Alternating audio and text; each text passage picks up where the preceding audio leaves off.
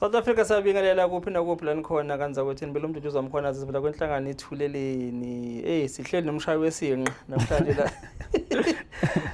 kanza ukuthi kuyahlekwa noma kufiwe nokuthi ke sithi sisho indoda ekhali ifela ngaphakathi cha akusenjalo njengamanje kwakunjalo mhlambe kudala ngesikhathi selembe nangesikhathi sakudala amakhosi akudala but kwamanje indoda kufanele iphumele obala ekhaya emayikhaya ikwazi ukuthi ke izokwazi ukuthi ithole usizo nezinsizwa zikwazi ukuyilekela kanye nabantu bonke South Africa nje namhlanje ke ngenza ukuthi umfowethu senaye la ozosho igama ukuthi ubani kanti ke kakhulukazi sifisa ukubheka nokuzoqoshisa ngakho mhlambe ubungozi baseyikoleni lezi zemfundo ke ephakeme mhlambe izinto esuka zenzeka khona mhlambe ukuthi ke ezinye zazo angeke enzabuya mhlambe zakuvimba ngaphambili kwi-career yakho after usufunde waze waqeda especially into njengomjolo mhlambe ngabe ukuhlukumezeka mhlambe kocansi noma mhlambe ukulwa mhlambe nokulimazana mhlambe ukutshontsha mhlambe okusengagcina mhlambe kwazi ama criminal record walo usathi uyafunda wena nabanye abangakwazi bavimbe mhlambe endleleni yakho uphume kodwa ekhaya uyisibani ukuthi uyofuna isibani uzobuza ukhansela ngaso umndeni yakho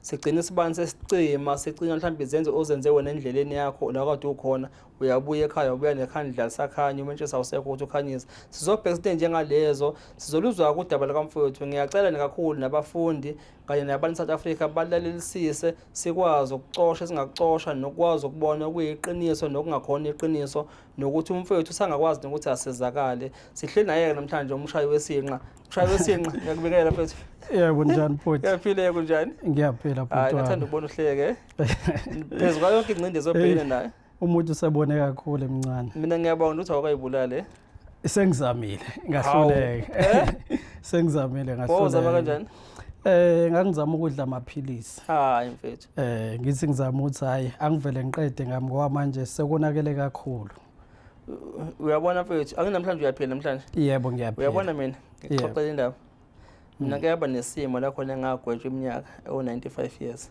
hawu 95 years ngigwetshwa ngonyaka 1998 ngalibona ikusasa liphela impilo yami but noma kwakumnyama kunjalo kodwa ke ngakwazi ukuthi ngime ngithi kuleli hlathi engena kulona awukho umnyama ongenafu alikho ilanga elingaphumi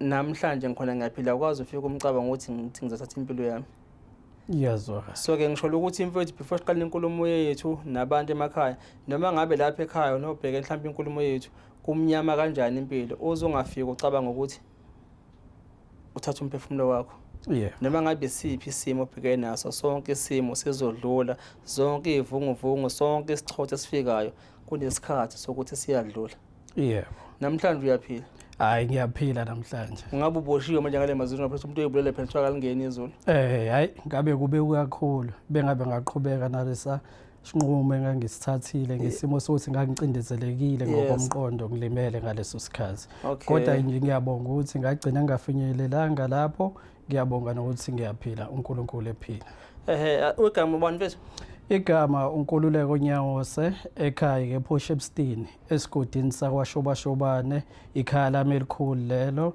ngiphinde futhi ngibe nelinye ikhaya lesigodini sakwanzimakwe khona ePotchefstroom yebo no ngiyazi inkosi yendaba esinzimakwe impela kukhona isimo esikasaba sadibana kwenye indawo naye komunye umhlaba naye indaba ezithe uyakhola futhi weNazareth yebo ngiyamazi nje kakhulu yebo ngiyajabula mfethu ukuzwa mfethu usibhalela la kathuleleni wasetha nama voice note nama screenshot kukhona la sibonile salalela sasibheka isimo obhekene naso kwenzakalani mntakababa bhuti wami ngihlangabezene nenkinga la ngo-2024 ngiboshelwa icala lamanga icala engazange ngilenze lona icala engiqale ngasatshiswa ngaphambi ukuthi ngiboshelwe lona kodwa ke udaba liqalanga ngo-2024 liqale ngo-2023 ngike UKZN ngumfundi khona ngirejistile ngihlala eRes uma ngifunde UKZN ngihlala eRes khona ke omunye ubhuti bewumngane wami khona eRes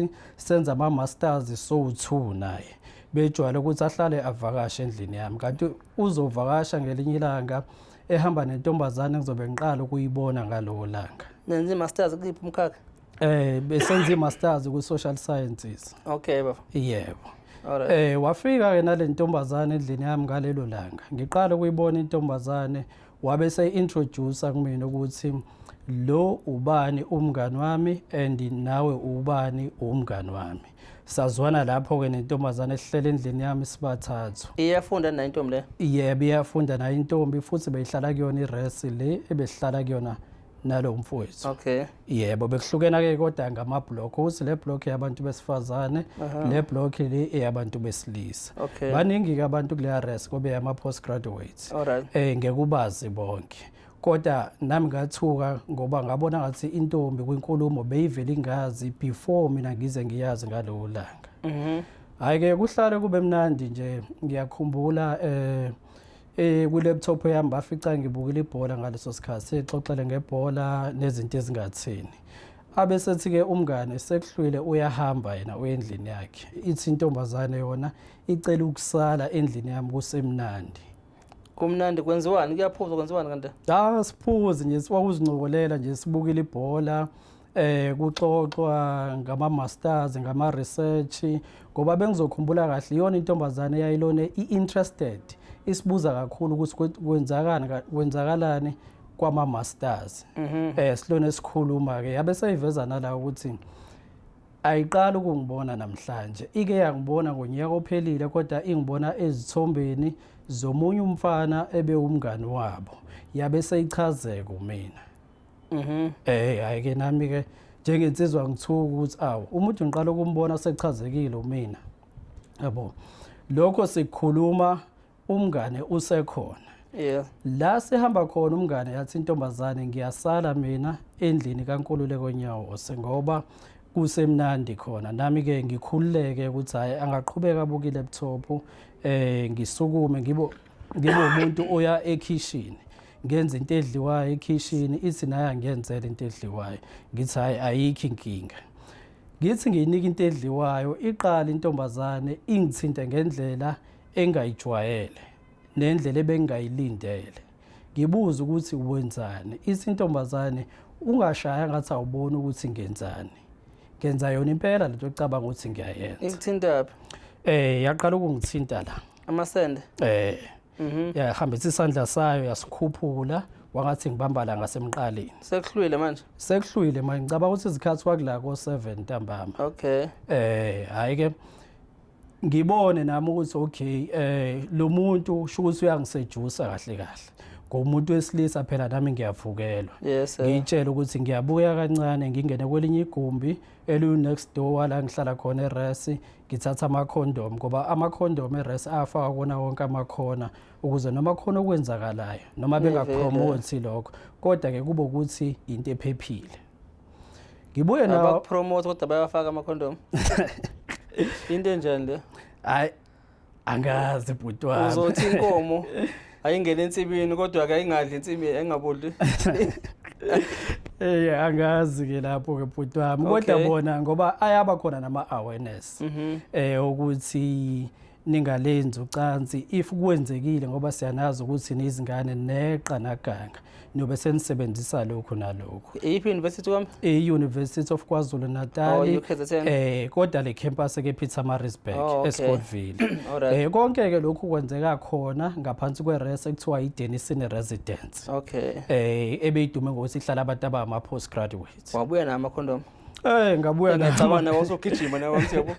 Hey vulani. Athi hayi ngibuye nawo ama-condom bhuti wami kube ukuthi ke siyaqhubeka nalenkonzo bese siyiqalile ukuthintana. Siye ekamereni lami ngifike ngilifaka i-condom ukuthi ke senze ucansi ke manje. Bengilifaka i-condom athi usisi yena akalisebenzisi i-condom. Hayi kungithuse lokho. Ngimbuza ukuthi yindaba ungalisebenzisi i-condom ngoba phela ilona eliphephile. Athi yena akalijwayela i-condom lihlungu limphatha kabi. Ngithi mina ngiyakuzwa lokho kodwa ke njoba besixoxa kusekhona nomngane sazana kangcono wazi ukuthi nginomuntu futhi ngilezingane eziwu2 nalomuntu nawe bosixhomela ukuthi nomuntu wakho ohlala eGoli kodwa ke owasemakhaya ngakini manje besingalisebenzisi i-condom aveni so besifaka abantu bethu engcupheni wathi yena cha ukuthi angilijwayele ngoba sinomuntu wami benomuntu wakhe abalisebenzisa ikhondom. Ngibuza ukuthi uyaprevent, athi yena akaprevent kodwa umuntu wakhe uthi besedlile besefuna ukuzikhulula abesezikhululela ngaphandle. Ngithi mina ngeke ngikwazi lokho, kuyi-risk, u-50-50 chances. Uzothi uyakhipha azikhululele ngaphandle kanti vele sekonakele mhlawumbe sesihleli isiso. Kuba ukuthi-ke siyalifaka ikhondom, silifaka ikhondom kodwa sikuyona iprocess leyo ucansi. Ngizwe isandla sakhe sehla la walikhipha ikhondom usisi. Belikhipha ikhondom usisi ngimbuza ukuthi wenzani. Asiqhubeka ngoba vele nami sengiyegemini nami ngidlalweni ngibe sengiyaqhubeka. Okay. Kuse ngakusasa ngibe umuntu ozisolayo ngimhlalise phansi sikhulume naye ukuthi sisi senzile iphutha izolo. Besiqala ukubonana wacela ukulala over kwami noma endlini yami yaseresi sabe sesenza ucansi olungaphephile. Yini ke esizoyenza ukurectify lephutha esilenzile? Savumelana ngokuthi soya kuthenga morning after, saphinde savumelana ngokuthi soya eclinic so check amagazi. Beyabe khona isidingo sokuthi sithathe uprep, so bese siyathatha uprep. Nangempela sivuke sihambe sothenga morning after, athi yena ngoba eclinic mudu line, iclinic leli lase campusini esikoleni. Mudu line khona abantu engibaziyo futhi. Asahambe siphinde endlini zethu sibuye after 12 sebebuye lunchini. Sengiyamtshela ukuthi asiye eclinic njengokuvumelana kwethu. Uyanqaba yena uthi uzizwa nqina futhi uyazazi yena uright akashoti ngalutho. Ngithi ke hayi kulungile phela ngeke umphoqo umuntu unelungelo lakhe la eSouth Africa. Ngiphikelele khona eclinic, ngicheck igazi ngithola ukuthi hayi angiguli anginalutho. Ngiphinde ngicela uprep banginike ke amaphilisi kaPrep ukuthi just in case if umuntu ozibandakanye naye ucansini igazi lakhe alivumi kahle, thatha uPrep uclean igazi lakho. Ngabe sengenza lokho kwasho ukuthi lento yenzeka ekuqaleni kwaJune, kanti phakathi noJune sizovalwa izikole.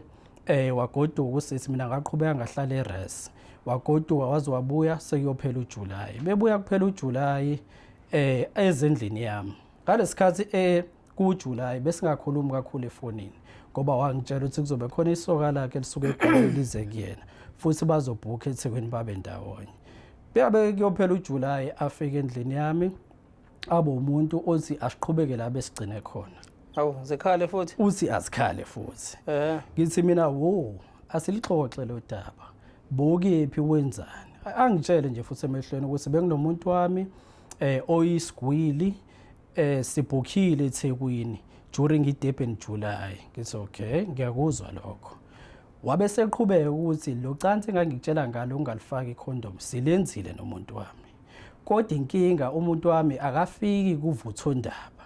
Ingakho ngithi angibuyele kuwena ngoba wena uyangifikisa kuvutho ndaba. Uyiqhode impela ngokusho kwakho usisi. Okay. Ngoba shuthi mina khona la ngathinta khona wachazeka.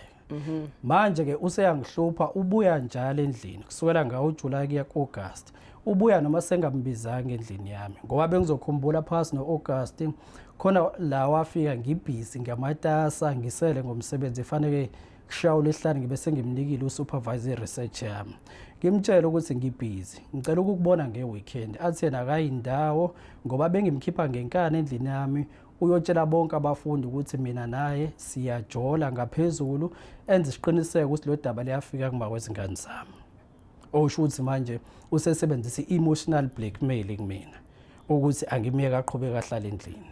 Hayi ingabe khona inkinga ngimiyeke ngoba ngiyabona ukuthi manje lo muntu ungivalela ekhoneni.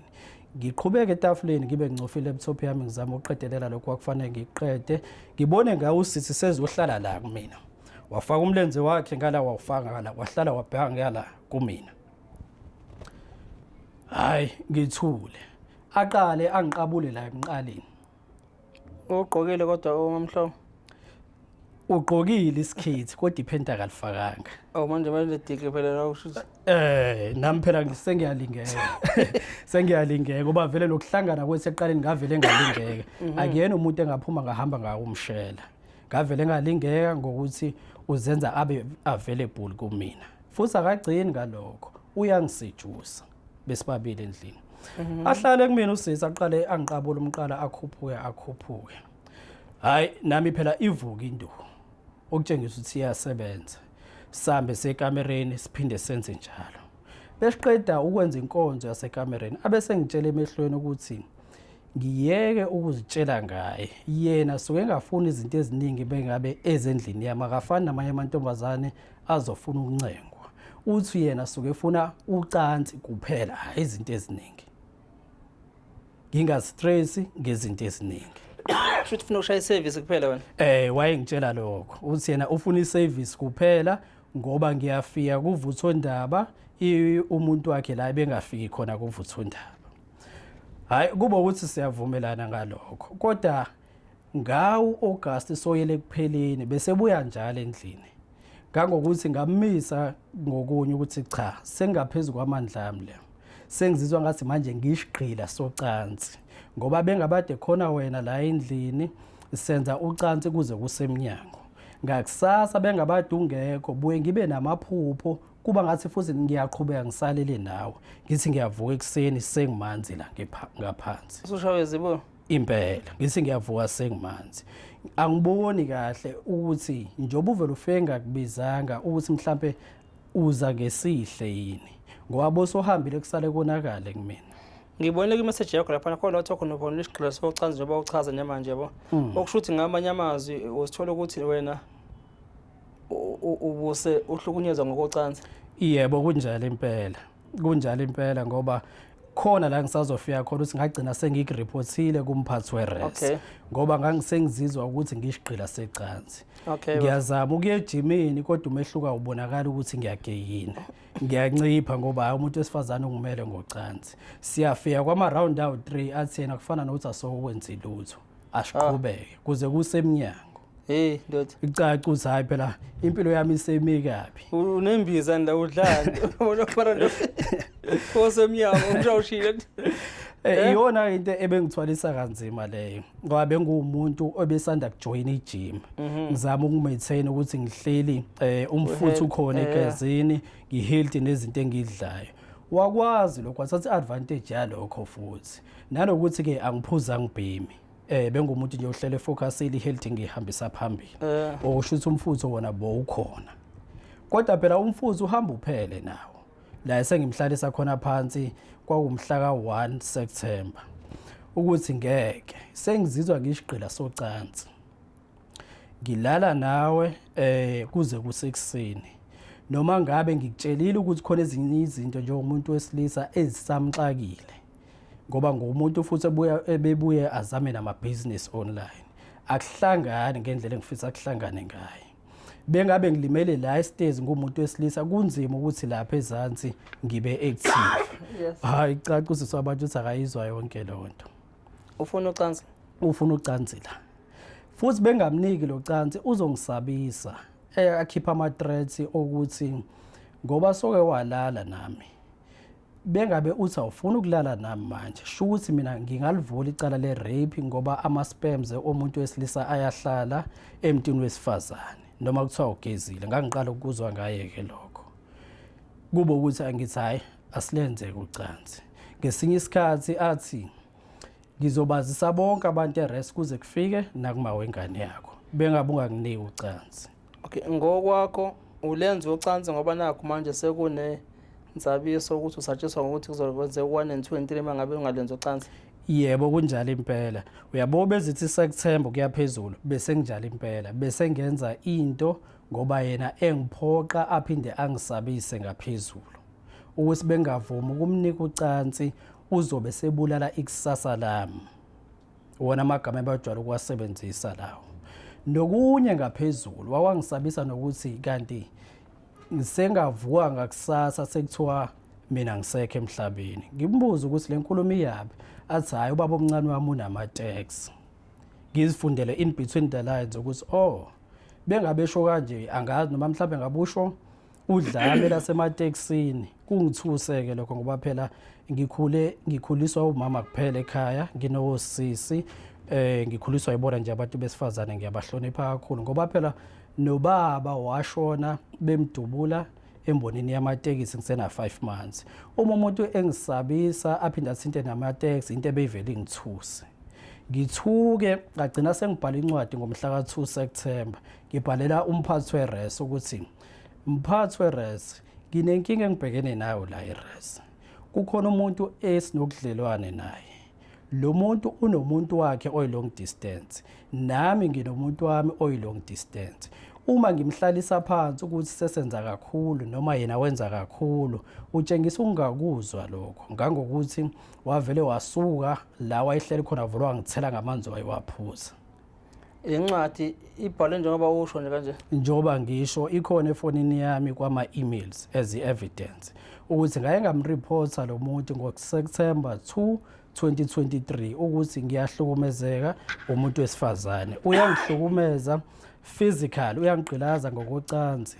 Ulifuna noma sengimtshela ukuthi nganele. Afike ngelinye ilanga ngimtshela ukuthi ngibhizi ngokunye kodwa agcine engithinte wangithinta azalithola ucansi. La eRes bakhona sebazi ukuthi nina nobabili la ngizothini anijoli nini nifebela nonichithela partner beni because na ngithi unendoda le ethi isigwili Impela. nawe noma wengane ngapha. Yebo eThekwini. Ukhona besazi la eRes noma abesebazi ukuthi nina nobabili nikanje.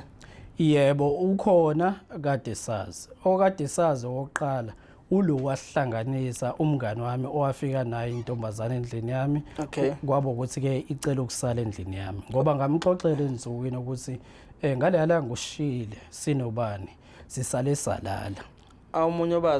Omunye bazi beke sidini lami umfana wangasekhaya engangimtholele khona eUKZN isikole. Ngaye ngamxoxela ukuthi mfowethu nginenkinga la around August. Bofika kuvaliwe endlini yami ubongifonela suke ngikhona endlini. Senginokuthi ngizivalele ngoba manje le ntombazane vele ifike noma inini ayina timing.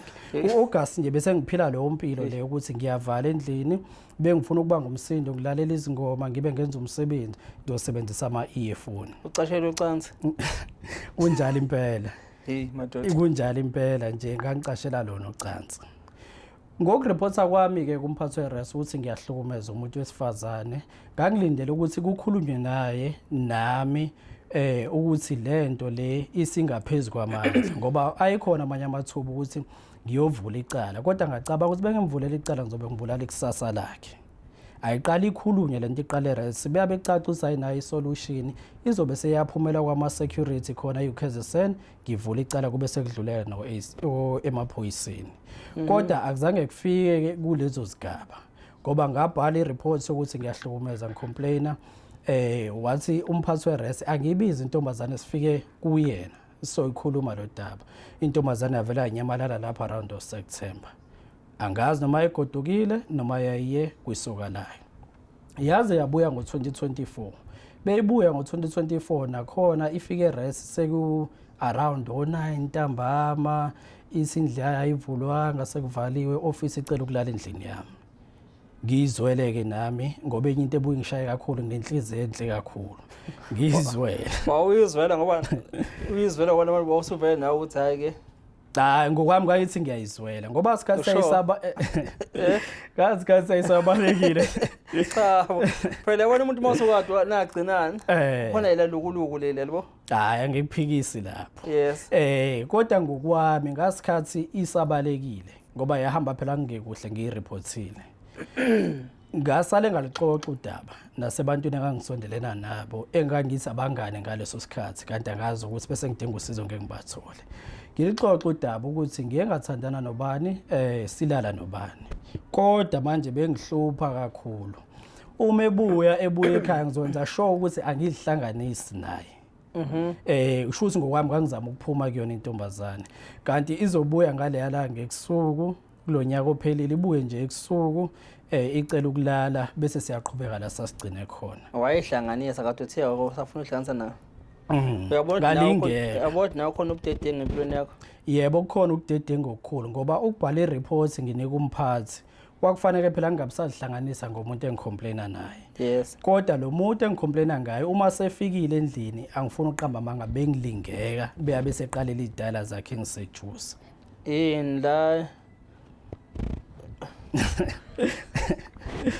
La nawe uyaneliseka yini lapha?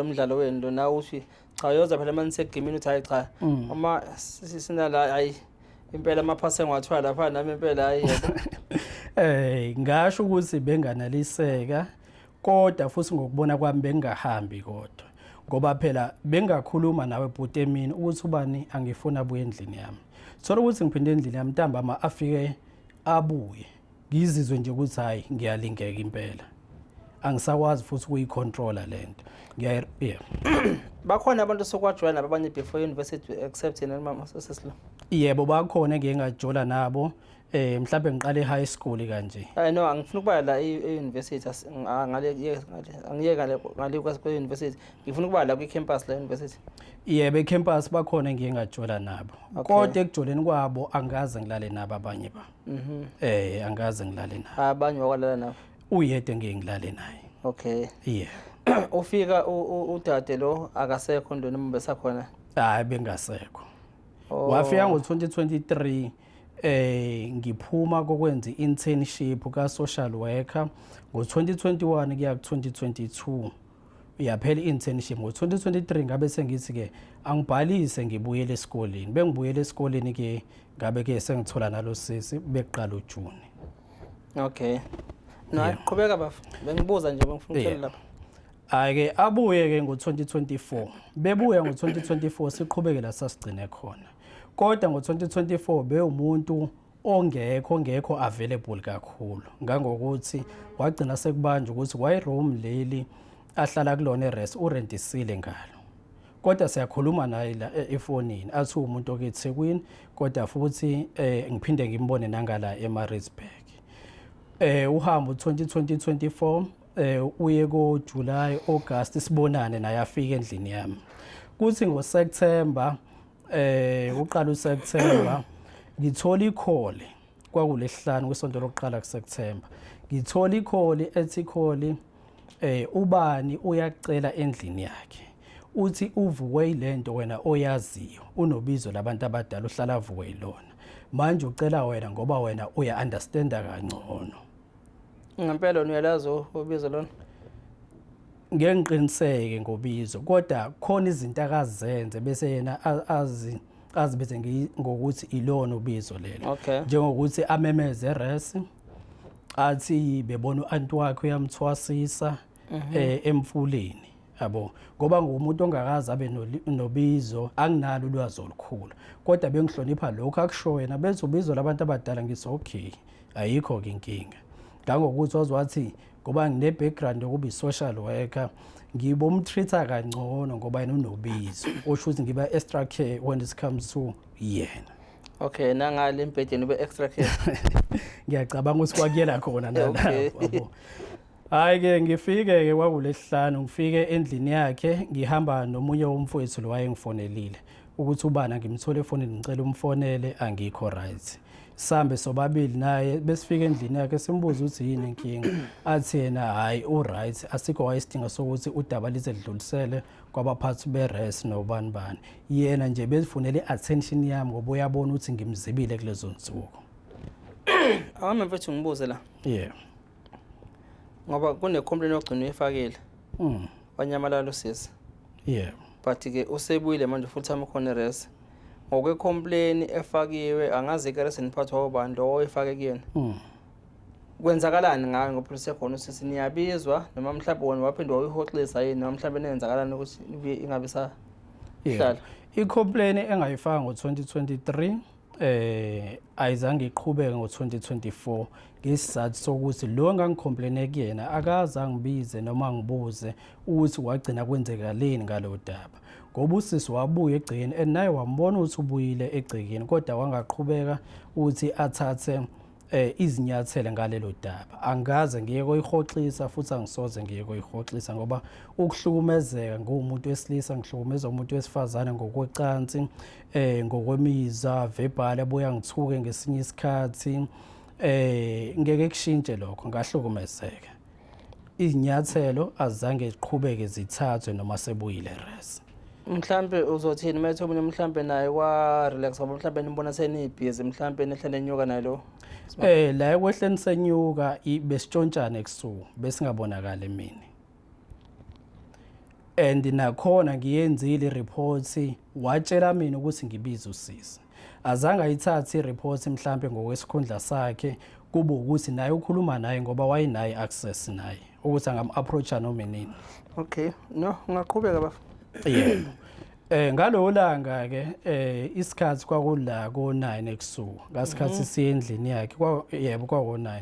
Siye endlini yakhe sobuza ukuthi ngabe uright wasitshela ukuthi uright futhi uyaxolisa ukuthi enze inconvenience ukuthi size sifike so2 endlini yakhe somcheck ukuthi uright. Uhlala nabani endlini yakhe? Uhlala kwi single room kodwa ibuilding lihlala abantu abawu8 kusho ukuthi next door. Yes, alright. Yebo. Ayike sambe ke nalomfowethu ayegumbini lakhe nami ngegumbini lami kodwa ngaphambi ukuthi sihlukane nalomfowethu esingasegumbini lami kungena i-call kimina kwinamba eqalayo kungifonela ifona ngo WhatsApp beyifona le number ibuza ukuthi ubhudi lo ngihamba naye ngabe seyile endlini yakhe ngithi mina sesiyahlukana besathi ke lo sisi mina bengifuna i-attention yakho njengoba ngishilo vele. Ufona yena ngale number ongayazi? Ngifonela ngenamba engayazi. Bengifuna i-attention yakho njengoba bese ngichazile. Ngicela ubuye uze endlini yami siqhubeke la sasigcine khona kodwa ke uphatha into edliwayo ngoba ngilambile angiphekanga. Ngaleyo nhlanhla ke kwakhona i-KFC endlini ngiyithengile ngithi ngizodla yona ngoba ngakusasa kwakufanele kwakuLesihlanu akusasa fanele ngivuke ngiye eThekwini ngithi hayi ngeke ngipheke ngoLesihlanu ngoba ngiye eThekwini kubona izingane zami ngomgqibelo. Ngithatha yona le KFC ebengizoyidla ngehle nayo ngiyomnika endlini yakhe uSisi.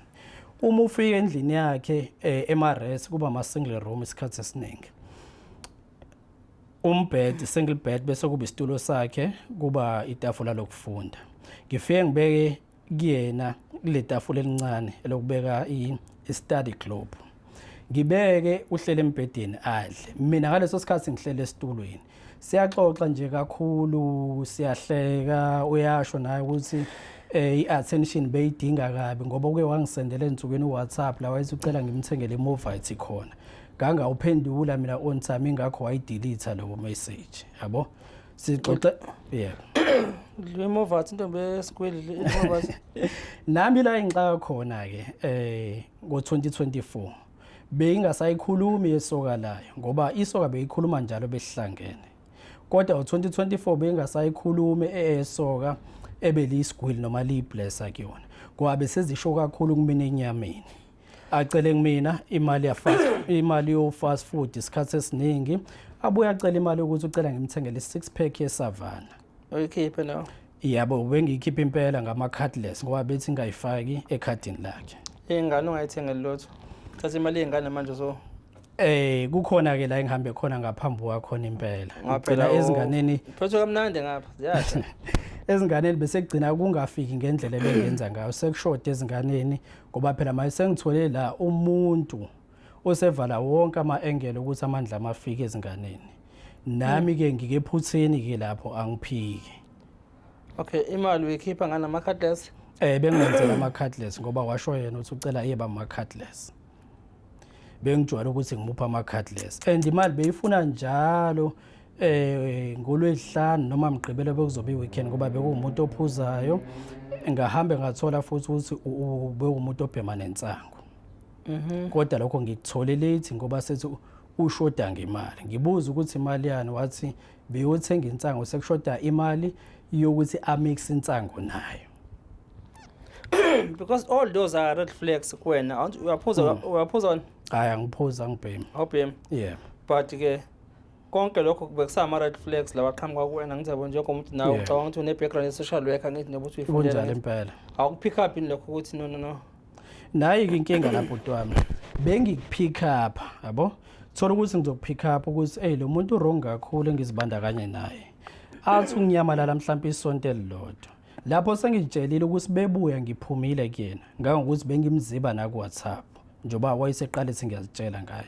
Kodwa ezisune zebuya physically eqala engisejuza ngizolingeka. Hayi mnumzana. Wena shothi nema kwabantu nje wena people thiwa nizikehle ukhohlwa konke manje ukuthi Leopard injani amabalayo. Wena nje kuvele kuvaleke nje beblank ingqondo vele ehlelize ngale.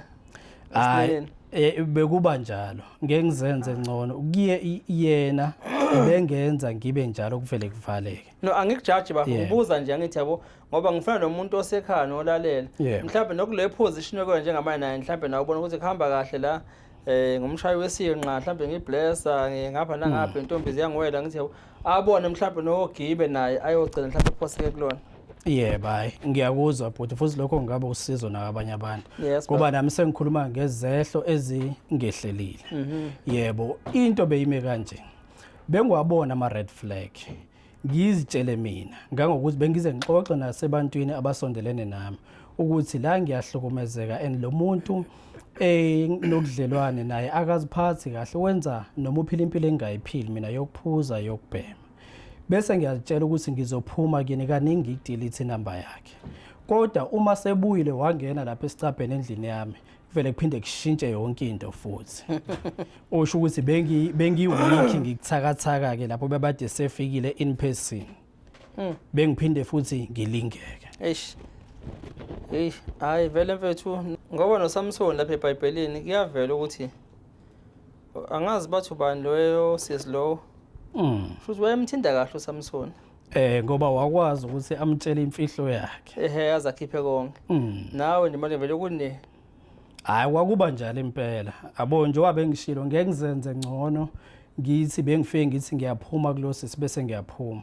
Bengiphuma ngokusho. Kodwa babeselapha phambi kwami usisi. Hayi bengilinga. Eish, ake sibuye lapha nabafa khona lephatho kwayiphatha ukuthi ubugcina ushawa na izibo. Usho ukuthi uphuphulele nanaye noma engasekho. Yeah, kunjalo impela. Befika namhlanje endlini. Thola ukuthi akabuyi ngakusasa. Kodwa ngale yalanga lona ilanga lele zobe ngekho ngalo. Ngizoziphupha kuba ngathi ngisalele naye kuba ngathi usakhona embedeni. Uma sengivuka ekseni ngivuka sengimanzi kwitrunk yami engiyigqokile selimanzi neshidi lombhede.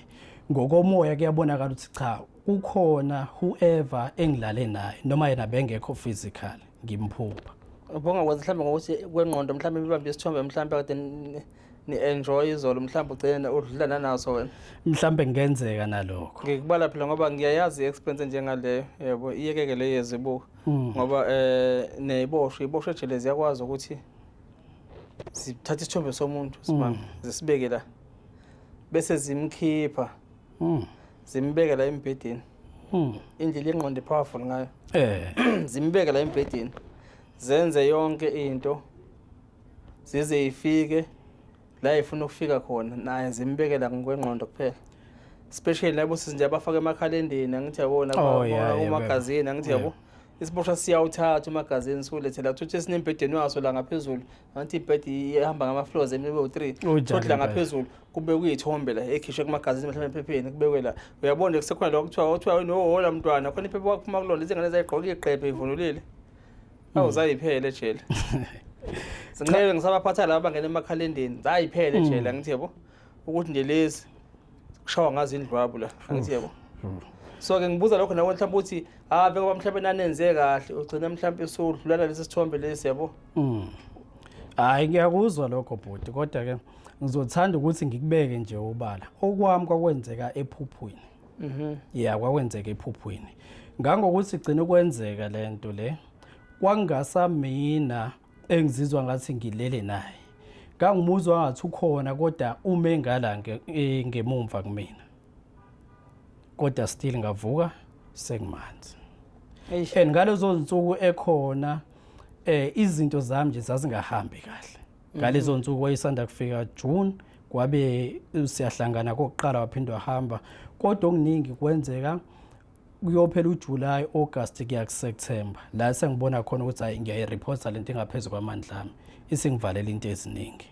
Engizama ukusho ukuthi as much as bengithi ngiyaphuma kuyena kodwa ngathi khona ispiritual force noma ngena ukufakaza kwalokho ebesingicindezela uma sefikile befuna ucansi alithole ngangokuthi noma sehambile endlini bengilele kusuku kuzongathi usekhona ngimphuphe ngivuke sengimanzi. Wagcina mhlawumbe ulithola usizo mhlawumbe ngaba ngabantu besintu noma waye kanjalo. Ngakhonsalisa umngane wami ngamtshela ukuthi wayefike ngenye yama weekend. Mfowethu ukhulile kunamina. Nginenkinga kanje. Wakhala ke yena ukuthi hey bengabe njalo leyo nto. Mhlambe awuzama ukuqhela kulo muntu wesifazane ngoba uphinde wabala nokuthi uthi unobizo and awunathi isiqiniseko ngoba phela wena awukazi ube nobizo. Awunathi isiqiniseko ukuthi ubizo leli noma ngabe enye into yabo. Kwaba ukuthi ke uzongirefer komunye umuntu wayemsebenzisa indaba yagcina iphelele lapho. Ngangalithola usizo. Usisi wangamreportela yena ukuthi kwenzakalani kone ebusuku? Usisi cha ngizange ngimreportele nakamfihlela. Okay. Ngaba namahloni nje ukuthi kulokho kwenzeke ekusuku bese ngivuka kumanzi ithanda ukusinda ke manje. Into enjengamanje ikephi ithini? Kwenzakalani? Into yethu njengamanje ngizocela ukuqhubeka la ngoSeptember kulesihlanu kokuqala. Ngasikhathi sifikile endlini yakhe siyombona ukuthi uright abese wangazisa ukuthi cha yena befuna iattention yami. Waphinde wangifonela sengiyongena endlini wathi angize nento edliwayo endlini. Ngabe sengiyaphinda ke endlini yakhe ngeza nento edliwayo wayidla iKFC wayiqeda ngihlele esihlalweni ngaleso sikhathi. Wabe sethi ave sozitshela ngiyabona amasayini ukuthi uyazitshela kwabe ngikWhatsApp awuphenduli ngesikhathi ngicina sengiyidelisa nemessage yami leyayithi ngicela ungithengele iMovite. Ngithi mina ungakufonela nje ntambama ngalo langa. Uzwe wangifonela but wakhuluma ezinye izinto. Hayi izinto ezihlangene nathi. Awusondele la embhedeni engihleli khona uye ukuzitshela. Nangempela ke ngigibele embhedeni siqale sikhalculate siqabulana embhedeni ngalezo zikhathi kwaku 12 basentatha. Siqabulane ngithi mina kuyena angiliphethe kodwa icondom ngoba phela into yethu ithi ngelisalenza ucansi lingekho icondom ever since kwenzeka le yaphutha loqala wena wakhipha icondom. Athi yena akhona ama condom la ebathroom lasendlini yami ngoba khona intombazane ephekayo ekitchen ngaleso sikhathi. Ngicela uyilinde le ntombazane beyiqeda ukupheka bese uye ebathroom uyothatha ama condom ukuze ingakubonde intombazane ukuthi bokhona endlini yami. Ngoba phela ikhishi likeduze kwendle yakhe mhlawumbe imithe eyodwa bese ungena ekitchen. La ngempela ke ngenze njalo. Before ngivuke ekseni. Akawalande ngane nawayithumela wena. Nami lento yavele yangixaka. Angithi irese yakhe. Irese yakhe impela futhi uyena wazi uthakephi nendawo kodwa wangiyalela ngangokuthi wathi lo sisi ophekayo kwakhona omunye wo flatmate ophekayo ngabo 12. Mlinde asuke lapha. Ngoba manje ukhonzile ukupheka ngalezi khathi and akimthandisisi kahle.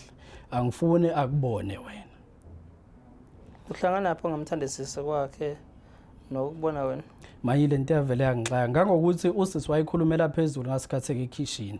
Ila ngingazi khona ukuthi nje bekhulumela phezulu ekitchen wayikhuluma nefoni noma wayikhuluma nomunye usisi yini. Bekhuluma nje ngentombazane beyingena asisimilo. Wathi lo ngihleli naye awuzwe nje le ntombazane ikhuluma ngami.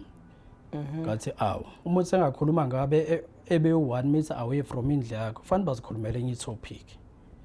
Kwaba ukuthi ke ngiyahlala ke silinda ukuthi usisi aqede ngasikhathi sisahleli wavusa leli la baby mama ukuthi uyazi lento yakhe ngithandisisi no baby mama wakho so fanele umfonele ekseni uhlukane naye. Ngathi mina ngeke ngikwazi ukwenza lokho ngoba nawe nesoka lakho laseGoli. Wavela athi ayiyekela bongathandi. Ngithi ayikho inkinga ngizoyekela. Wathi awubheke la efonini khona ama hairstyle engiwafunayo. Ngani maye sekuSeptember sesizovala esikoleni. Bengiwabheka lama hairstyle awu 4000 kuyela ku5000. Ikhanda lelo. Ikhanda le ilokho kuthiwa iweave. Wabe sephuma nale ya 5000 wathi imbuzi. Wathi ngicela ungithengele le ya 5000. Ngathi mina ungibize ngivele ngendleleni ukuthi ngiyobona izingane zami ngakusasa. Khona into ezishoda kuyona esikoleni ngoba banama extra activities ekufanele ngizithenge. Lokho kwakho sokubona bekuphela inyanga ngoba inyanga isaqala.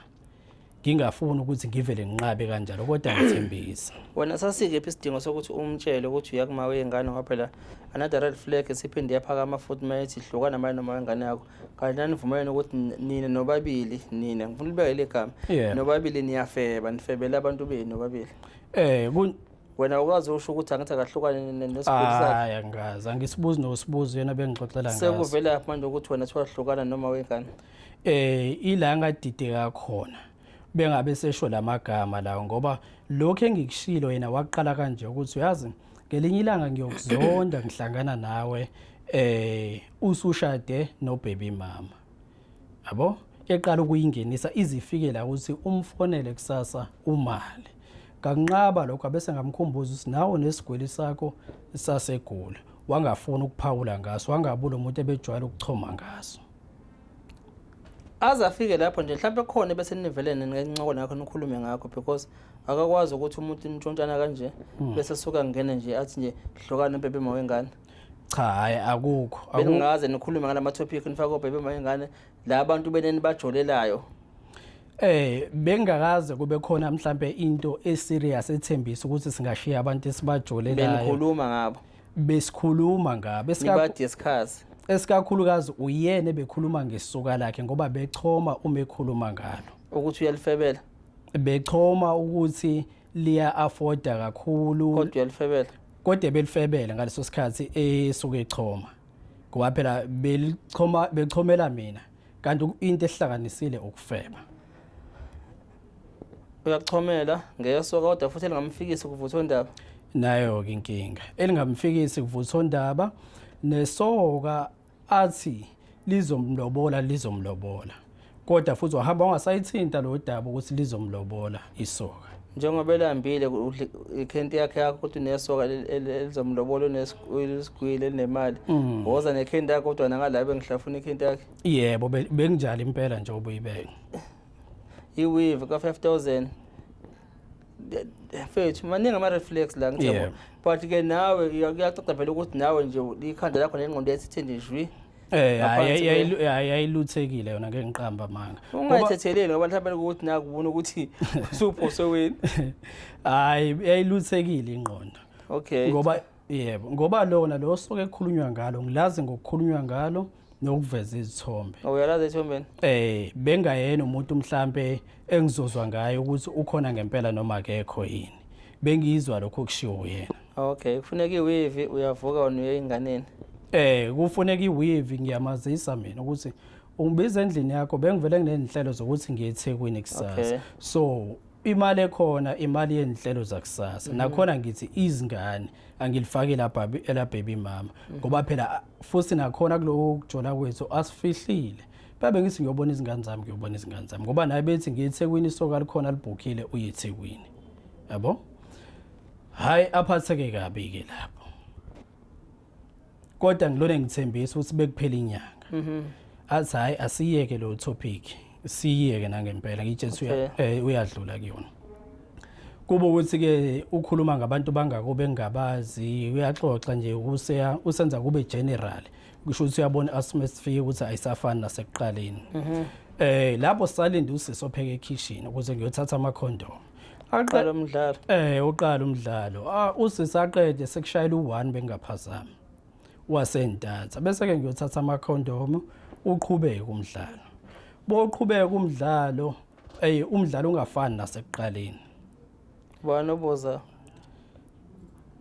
umina obozayo ngizokubeka nje ubala lokho umdlalo uzange ufane nasekuqaleni kulama round besijwayele ukwenza ngoba banenza amangaka normally yaba uthi kuze kusenze mhlawumbe abancane abo 3 amancane amancane abo 3 amaningi waya ku 6 aphinda eduze noma mhlawumbe ngesikhathi sokuthi kuphunyule lo 3 wokuqala uphinde eduze bese kuthi bese ingale kwa 3 bese kuthi ukuphunyula yebo umdlalo ke ngisathinta lo point awuzange ufane nasekuqaleni ngeke ngiqamba amanga inkinga ayilele ngakumina ngoba manje senza umdlalo kodwa ngisaprocessa lezi zinto azikhulumile uthi wakhuluma kanje lo muntu hayi umdlalo usheshe uphele silale ngivuke ngabo 4 kuyoshaya 5 ezintatha ngiye endlini yami njengoba beshilo ukuthi akafuni ngibonakala bengendlini yami ngifike ke ngiqale ngithatha impahla ngizifake lonto ngilungiselela ukuthi beqala ukukhanya ke ngiye eThekwini ngimo WhatsApp ngo6 ukuthi sovukile yini ukuze ngivalelise ngingahambi phela kuba ngathi hayi angizibe ku-WhatsApp ngihambe endlini yakhe ngo-7 bengifika endlini yakhe ngo-7 hayi usalele bese ngiyamvusa ngimazisa ukuthi sengiyeThekwini kwaphela bengimazisa seyazi nasho ukuthi angangi-WhatsApp uye endlini yakhe wena ngendlini yakhe ngango-7 ekuseni. Okay, yabo wamthola? Ngafike ngamthola esalele ngamvusa ngamazisa ukuthi ngiyahamba athi yena-ke uhambe kahle. Okay. Yebo. Ayiphoze nje lapha bafa. Ngifuna ukubuyela kule lageni futhi. Ukuthi bentshontshana wayifika ebusuku nibane ebusuku kuphela. Manje endlini yakhe usuya manje emini sekuseni abantu sebevukile. Abantu babe ngokuvuka ngoba kwakumgqibelo kuyi-weekend. Kodwa phela sekuyakhanya? Hayi sekuyakhanya impela. 7. Ngaye ekuseni ngabo 7 sengiyomazisa ukuthi ngiyahamba ngoba ngibona ethulile ku-WhatsApp kanti ngiyamazi vele umuntu okuhlaza ohlanyayo ngabona ukuthi okay njengoba ethulile sho uzofuna ukuzibuzisa ukuthi ngisengihambile yini abuze abesazi ukuthi sengiyeThekwini. Shuthi njengoba endlini phela anisafihlile njengoba usuye emini njengongqoza. Ngiyakuzwa lokho kodwa phela cha ungakuzwa asafihlile wena sho ukuthi uye sekukhanya ngiye sekukhanya mina ngipick up ivele ku-topic ebese sikhuluma nawe ngithi ngixoxe nethu ukuthi khona lokho uthe khona mina ebusuku usuye ekuseni bayabona abantu ukuthi okay nangu uyangena ngithi yabo mhlawumbe usuyaphuma uyahamba kodwa ke ngibe nganinakile phela abantu bethatha izinto zabo kodwa phela makudlula umuntu uyakwazi ukubona ekuyeni kwami ekuseni ingoba vele kuyenzeka emablockini amantombazane engena abafana kodwa akubonakala ukuthi ungena kweyiphi room kodwa uyabonakala bongena yabo akubi obvious ngalo ndlela and ungitshontshana ekusuku bengagcina ekusuku kakhulu besimandla ekusuku kakhulu ungitshontshana ngoba naye bekafika endlini yami emini hayi ukuthi ngoba besitshontsana ekusuku kakhulu compared to emini besingabonani bekuhlale kwenzeke kuphahluke bese nikhululeke kakhulu ngicina seniphahluka kanti nabantu abalala ebusuku hayi abalali nasekusuku njengoba kwakhona ophekayo thina sibe silaye endlini so nasemini bezenzeka izinto uqhubeke umjolo wethu kodwa ke bengizama lapha ngasikhathi ngithi beswenza kakhulu ekusuku bengizama ukuya kule phuzu lelo ukuthi as much as beswenzele endlini besingabonakala egcikeni sibambeni isandla bengizama ukuchaza lo phuzu awela wafika wavalelisa ke manje kuseni ngafike ngamvusa ngavalelisa amazi sengiyahamba wathi yena uhambe kahle waqabula hayi angizange ngiqabule sure angizange oh look is goodbye hayi angizange ngiqabule okay wagibela wahamba ngagibela ngahamba ngaye eThekwini ngihamba nje ngiyeThekwini ngaleso sikhathi bengiphathe i-iPhone i-cable yakhona asha njalo neyami yayinenkinga nginokuthi bengifika eThekwini ngizothenga enye ngoba cheap eThekwini compared to ePietermaritzburg bengifika eThekwini ngihlangana noma wezingane savele sababhizi usuku lonke ejobheni sasafika around 6 endlini ntambama kumgqibelo ngalolo langa umhla ka7 safika around 6 ntambama bengivula ifoni yami ngoba ngangiyifaka ku-silent ngiyachitha phela so ithengile cable ngikhohliwe ukuyithenga i-cable kodwa ifoni ubuyicisha yayicishela ngani ngangiyifaka ku-silent ifoni ibattery lincane ngiyifaka kwi-silent alicisha ifoni imini yonke le ngangihambe ngina nansi iPhone nami ngisho nansi nama iPhone nansi mfethu yabo yabo nje ngiyayibona iyicishela ibattery ngithe mase kunesikhathi ukuthi yabo beyabe kusunesikhathi kodwa ngibuza kuwena ukuthi mhlambe njengoba uhambe ibattery ngekho nje usuku lonke noma ingane ibhizi ayicishe ngihambe eMaritzburg likhona ibattery kodwa la lingagcwele 100% no it's fine ngoba vele ngangichaje kanzima ngale ya cable eshini bengifika eThekwini nginokuthi ngizothenga enye ngagcina ngayithenganga ngoba saphithizela kakhulu ejobheni sithenga izidingo zezingane ngakhohle ukuthenga icable yami kodwa ngaba nokuthi vele sobuya size ejobheni ngesonto khona izinto ezishodile bengifika ke endlini ibattery vele alisafani nasekuqaleni and enye into esayivile ibattery le iPhone engangiyiphatha ukuthi bengayisebenzisi ngalesikhathi ngihamba no baby mama ifoni yakuyi silent ke ephaketheni ngofila idatha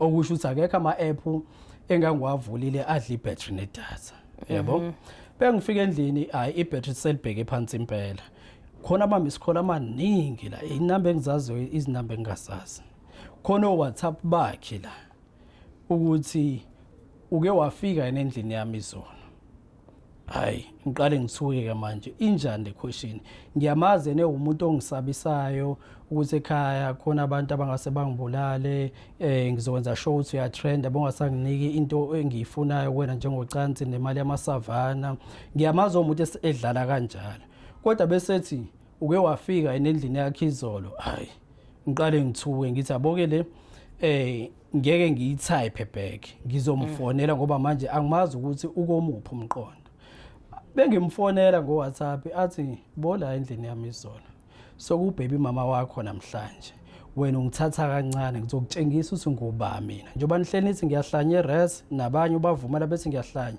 ngizokutshengisa ukuthi nguba mina yini bethi uyahlanya eRes bo ukuthi uvuka abantu amadlozi abantu abadala pho umuntu ovuka abantu abadala uyahlanya bese ezinye izingane ezimhlebe zithi hayi uyazihlanyisa kubona abantu abadala into ebeyikhulunywa eRes hayi mina yebo athi ngoba nithi ngiyahlanya eRes ngizokutshengisa abantu ke mina ukuthi angenziwa kanjalo ngeke ufube nami izolo ngakusasa sona baby mama ngithi mina ibambe lapho ke ngikutshelile ukuthi ngiyeThekwini and ngasikhathi ngangifonela ngo9 ngangivele sengilele ngoba kwakufanele ngivuke ekseni ngiyeThekwini ngaxoxela sonke lo story sihlele endlini yakho wathi wena hayi ngiyobe ngiyazitshela beyabe ngiqhubeka ngiye endlini yami kodwa ngibe sengifikile endlini yayo athi yena akasayingeni yonke lonto akahlangene nento eyenzekile le ebengiyikhulumile yena uthi kodwa uyagaranta la ngizokutshengisa ukuthi nguba mina angenziwa kanjalo alright yeah uzokutshengisa kanjani ukungitshengisa kwakhe ke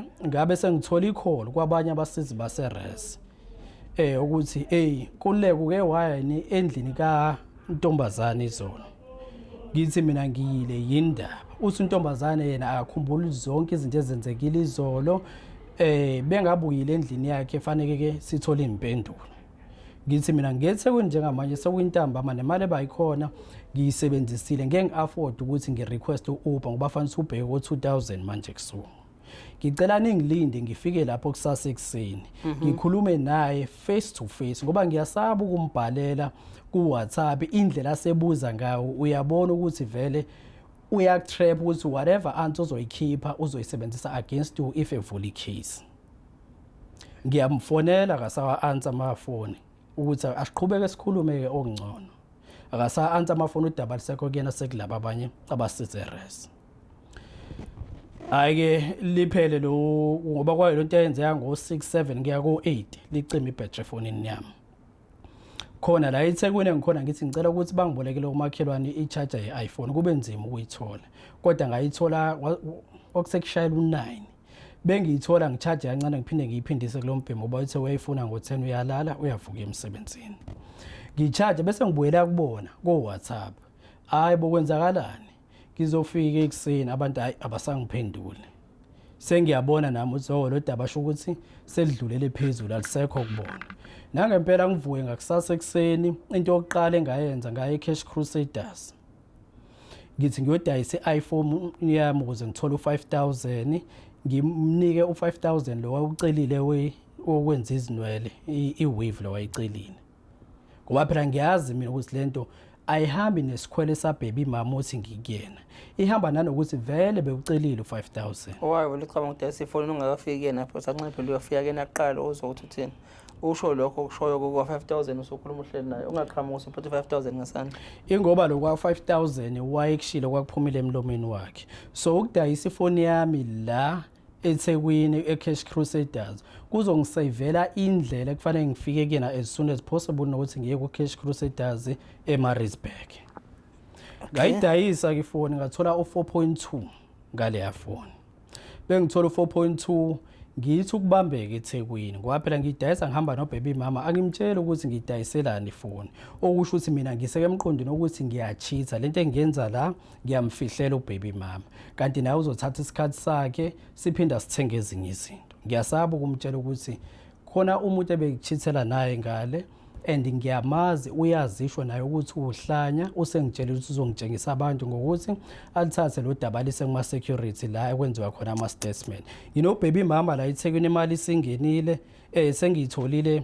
imali ngiyitholile Cash Crusaders bese ngayifaka capital kwami kodwa manje ngiyasaba ukumtshela ukuthi kuyaphuthuma isimo sami eMaritzburg kulona ngiyapretenda na ubaby mama uthi yonke into right aqede after 12 ubaby mama ake ngiyomgibeza nami ngigibele ngeMaritzburg as soon as ngifike eMaritzburg ngimfonele ngingam-WhatsApp ngimfonele Fona ngani manje?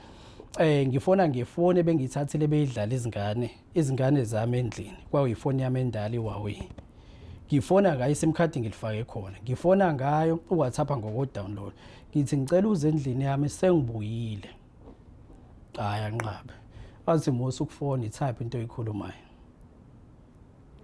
Hayi shaya uvalo ngithi hayi ngeke ngikwazi ukuyitype. Lo muntu ulale evele ngisabisile. Yonke into ezoyitype la izosebenziswa against mina. Ngingatype ngilona ngifona, I drop ifone. Hayi ngihlale phansi sengiyasaba manje ukuya endlini yakhe. Kanti indlu yakhe ikeduze mhlambe u2 minutes away sikegcene elilodwa vele lenyuvesi. Ngiyasaba ngendlini yakhe mhlambe lo muntu angashintsha nestora edama yama charges athi ngifike ngamhlasela endlini yakhe. Ngithi hayi ngeke ngiye endlini yakhe. Into engizoyenza ngizolinda ngithola izinamba lezi ezingabuyanga efonini kushaya umsombuluko bese ngifonela umphathi weRes ngimazise ukuthi ngibhekene nanto enje. Uziyakhumbula lo muntu engangimreportile kuwena nangu ke manje useyangiblackmaila uthi ngimrephile ngoba sisuke sangavumelana ngokuthi ngihlukane nobaby mama saphinde sangavumelana shuthi ngakamnika ngesikhathi ebefuna ngawo 5000 kanti ngakusasa ngiyeThekwini. Lokho okunye vele wayekushongo ngomlomo wakhe ukuthi omunye umuntu wesifazane ngizokutshengisa abantu. So sengilo daba angivele ngilise kumphathi weRes ngikhiphe wonke amahlazo ami ngimtshela. Bengimfonela umsombuluko kwawumhla ka9 umphathi weRes. Sekuthembe ngimfonela athi hayi ngiyakuzwa lokho kusho kodwa sokukhuluma kahle bese ngifike eRes. Okwamanje sihleli nama security kubhekwa ifootage yabantu abangenile ngalo yasuku kuleya block and bonke abantu abangenile ngenhloso ezihlukene baye banganini nani bayafonela ukuthi yini abayikhumbula eyenzekile lapha. So nawe sihlala lapho unganyakazi uzothola ikholi ephuma kwi-RMS ama security ase UKZN. Hayi ngithi ke ayikho inkinga bengizobuzwa. Ngihlale ekseni kushaya u12 kushaya u2 ngihleli la ngibe ngiyatatazela ngoba ngiphinde ngiyazama ukumfonela akasayi-answer noyi-answer manje ucingo. Ngiyatatazela la kuthi kushaya u3 ngizwe inokhi ngibe nokuthi mina shuthi ama security avela driver eza la ngoba bebe if engakuthole efonini eza kuwena ngoba vele sonke sikegcine elilodwa ekugcineni. Yizo hayi shuthi la ma security ayikho inkinga ngizowaphendula. Bengabe nokho ama security hayi amaphoyisa u3 lawa. Ngemumva kwawo amaphoyisa khona le ntombazana.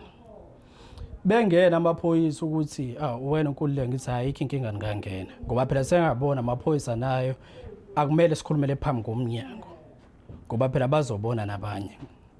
Ngithi hayi ngangena bangena amaphoyisa athi uyamazi lo sisi ngithi mina yebo ngiyamazi lo sisi sinobudlelwane naye. Uthi hayi lo sisi akakuvezanga ngobudlelwane kodwa into esiyizele la sizokubopha lo sisi ukuvulela icala le-rape. Hayi ngithuke ngithi ngisathuka ngibone ngawo sisi sengibamba ngewashing iskipa la. Hayi ungihlongulelane useyangishaya phambi kwamaphoyisa. Angenelela amaphoyisa asisi akwenziwa kanje. Angithi ubize thina ukuthi sizokwenza umsebenzi siyekele senze umsebenzi wethu. Kuba ukuthi ngiyaboshwa ke kanjalo. Bengiboshwa akwaziwe eRes ukuthi ngiboshiwe. Nama security la ufana ngabayazi awatshela abaphathi ukuthi ubani uboshiwe akufonelwe kuba akekho umuntu owaziyo. Kwazi le ntombazana efike namaphoyisa u3. Ngiye police station ngifike ngiginqiswe angibuzwa lutho njalo. Ngifike ngiginqiswe bengiqeda ukuginqiswa kuthiwa ngilinde kancane ngiyofaka kwijele likeThawini edrobheni lapha eMaritzburg. Yes. Ngiphoswe ejele kube ukuthi ke sengiboshiwe kanjalo. Bengifika kulesele ngafakwa kuyona kwakhona nje obhuti abasuka koZimbabwe, Botswana kuphi bangiphathe kahle basibuza istory sami ngibachazele ngento eme kanje. Bathi hayi ayikho inkinga. Ufanele uzama ukukhuluma nephoyisa ukuthi kufonelwe ekhaya noma bonommeli uthola ummeli afonele ekhaya ngoba bengazi umuntu senkingeni usazohlala nasehlalele impela izinyanga la kungithuseke lokho kanti luckily Ukhona ummeli ozofika lapha ejele ezokhuluma neclient lakhe ngibe sengi-approacha yena kummeli nami sengizama ukuzitholela ummeli nokuthi axhumane nabasekhaya. Kodwa ke ejele as much as ngahlala kahle usuku lokuqala isuku lwesibili angihlalanga kahle ngoba kulo sele sasikuyona nobhuti la bangaphandle kwabe sekedwa abanye abala eSouth Africa bese bajwayela ukungena emajele bathi ukusinyakazisa nje kancane yabo. Kwasho ukuthi phela ejele ke ngeke uthi ufika soya reporta yonke into ngoba uzoqhubeka uhlale kanzima. Zahamba insuku kufanele ngivele enkantolo ngangavela. Kodwa ngagcina ngikwazile ukuthi ngivele ngoba sekukhona ummeli manje uyayibuza into yami yathula into yalombhemi. Bengivele enkantolo ke lachithwa icala ngoba nami sengize ngakwazi ukuveza iside lami. Ngoba sonke lesikhathi ngiboshwa ngihlele ejele ngishawa ejele ngempama angaze ngibuza iside lami. La sengibuza khona iside lami ngasisho isitori sami umuntu wami lo. Kukhona ukufakaza ukuthi umuntu wami. Kukhona ukufakaza ukuthi uyena wangibiza endlini yami. Njoba yena manje ku statement usethi akangazi ngivele ngazingenela nje randomly endlini yakhe. Abese ngamhlukumeza. Ngithi hayibo. Akuyena umuntu wakho umuntu womuntu onufeba naye. Impela ngincikisiwe mina kulokudlelwane babo. Ngincikisiwe. Ngikuveze ke lokho ngikhuluma nje lokho iqiniso lami bese lichithwe ejele usayi. Ukufakazi nalecala ekuvuliwe. Ukufakazi bosisa buko. Akuchithwa amaphoyisa enkantolo. Enkantolo. Sengenkantolo lichithwe liphele kanjalo icala. Alright, okay. Bese liphelile icala sengiyabuya ngakusasa. Ngithola i-email eUKZN yokuthi unecala la eUKZN ovulelwe lona. Kuzomela ukuthi uli-attende on the following day. Hayi ngizama ukuba email back ukuthi ngiphume ejele mina sengibosheliwe lelo cala lelo. Futhi angikho esimeni mentally angikho fit ukuthi nginga-attenda icala elinye. Ngoba mina bengazi ukuthi umuntu bevula icala afanele aqala alivule eUKZN bese aphumele emaphoyiseni. iUKZN bese yaqala ya-investigate ngaphakathi internally izama ukuthola into ephathekayo. Alright. Why UKZN ungithinta ngoba sengize ngaboshwa kwangcola ama-fingerprint ami. Ngaphezulu angikho fit ngine-trauma yokuthi ngingene ejele. Yes. Ngingenele into engayazi lokho kungilimazile kwangikhubaza umqondo. Ngiyaba-emaila manje bangi-emailini nami ngiyaba-emaila. Ngiyabaquestiona. Ngiyabatshela futhi ukuthi angikho right singa-attend icala. Hayi bazithulele UKZN bangabuyeli kumina. Sha usuku nesikhathi sokuthi ke manje kufanele ngi-attende lecala. Ngoba li-attendwa online ngizama ukuthi ngili-attend. Bengili-attend icala online lelo the awukho fit usela-attenda futhi. Ngiyazama ukuthi ngili-attend. Ngoba icala bengibuza kwabanye abanolwazi abala ku-student politics bathi mfethu uli-attend if bengabuyelanga kuwena abantu bayoqhubeka balenze icala and kuzobuya ngathi awuzange uhloniphe wena ulokho kade bekusho. Ngili-attend icala bengili-attend icala bakhuluma nje bodwa bakhulume ngami ukuthi unama charges against yena besho mina rape bafunda yonke into bese bathi ke sikunika urule 14 urule 14 siyaxoxa la esikoleni asifunda noma sikubona ecampusini number 2 noma yini ekuthiwa itoho office ukuyenza la ngoba phela ngipost-grad bengihlale ngibambe lo semester amatohe semester nani kungene lo 1.5 or 2.5 stipend bathi ke sikuvala yonke leyo nto futhi noma bekhona ofuna uku-applyela ngeke sikuvumele u-applyela ngoba wena uthwesiwe icala ile ntombazane phuma naserest siphumela sikufunda noma sikubona erest egcikeni leli elihlala le ntombazane ngoba wena uyingozi kule ntombazane.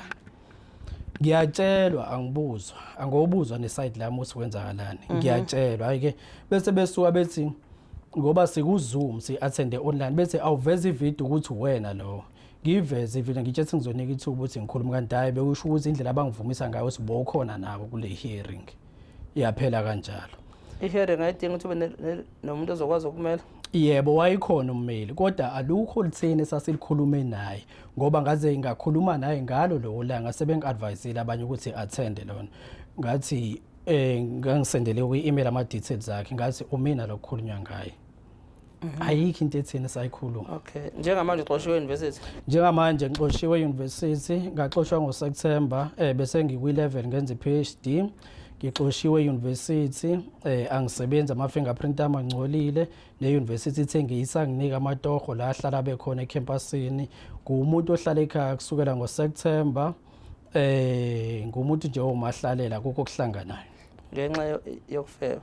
Ngenxa yokuthi ngaphambuka ngafeba umuntu engangifeba naye lamagama ebehlele washo kumina ngizokutshengisa abantu wakwenza ngempela lokho wangitshengisa. Ubheni sasele resen. Yena uke rest ngokucabanga kwami ngoba ngababuza ukuthi lama hearing ngoba siwenzile uqala ngekho ready.